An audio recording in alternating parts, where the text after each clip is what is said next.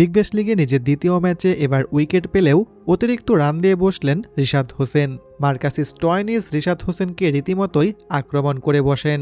টসে হেরে ব্যাটিংয়ে নেমে রিশাদের দল হবার্ট হারিকেন্স মেলবোর্ন স্টার্সকে প্রথমে 159 রানের টার্গেট দেয়। আর এই অল্প রানের টার্গেটে মেলবোর্ন স্টার্স যখন প্রথমেই মারতে শুরু করে তখনই ষষ্ঠ ওভারে রিশাদের উইকেট চমক।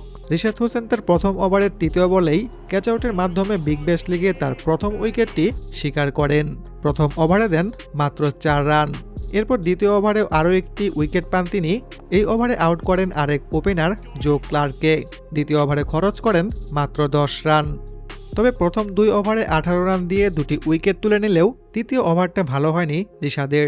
মার্কাস স্টয়নিসের বিপরীতে সফল হতে পারেননি রিশাদ। মার্কাস স্টয়নিস 2টি 4 এবং একটি ছক্কা মারলে তৃতীয় ওভারে রিশাদের আসে 19 রান।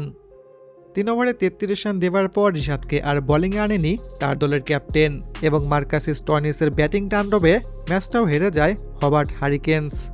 এই ম্যাচে রিশাদ হোসেনের ব্যাটিংয়েরও সুযোগ আসে। একটি 4 বাউন্ডারি সহ 3 বলে 5 রান করেন রিশাদ হোসেন।